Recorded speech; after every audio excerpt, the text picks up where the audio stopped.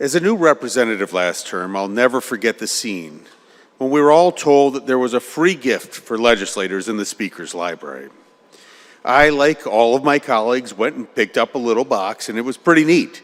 It had a small cast iron frying pan. And I'll never forget what happened next. We all dutifully marched back to session, presents in hands, weaving our way through a trail of people in wheelchairs who had been devastated, first in an automobile crash, then again when they lost the insurance coverage they had bought and paid for. The scene was surreal and deeply disturbing, so callous and uncaring, though none of us meant it that way. It just happened. I decided to begin stopping and listening to the stories of those who were devastated by the unintended consequences of an otherwise well-intentioned law.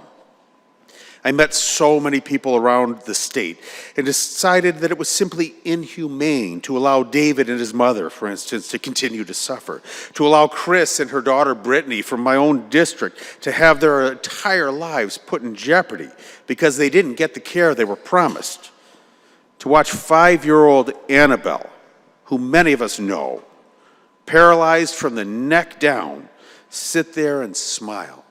And it's a beautiful smile at the thrill of just being in the Capitol. The two sponsors of these bills came with me to take a picture with her, and I hope it hangs on her wall as an adult someday. But her mom, Brandy, told me that she's 15 minutes from death every single moment of her life.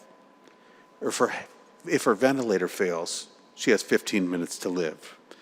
These people had their coverage cut by 45% to just 55% of what was being charged on January 1st, 2019. Imagine anything in this world that cost 55% of what it did a year before COVID.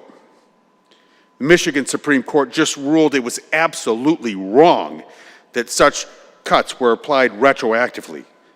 We've been saying that for years, but in the end, it almost doesn't matter. Because in the interim, many of the healthcare businesses and professionals these people relied upon have been forced to close up shop and move elsewhere. Even if we fix this today, some of the damage is permanent and cannot be undone. When auto no-fault reform was passed, almost everybody said it would need to be tweaked along the way.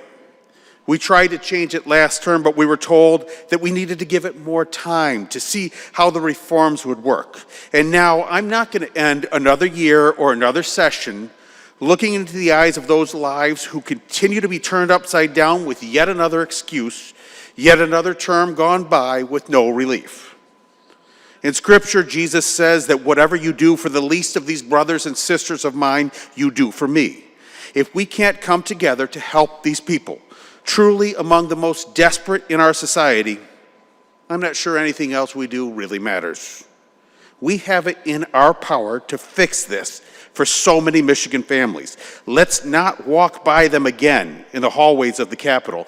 Let's pass these bills and instead stop, look them in the eyes and say, we heard you and we took action. Thank you.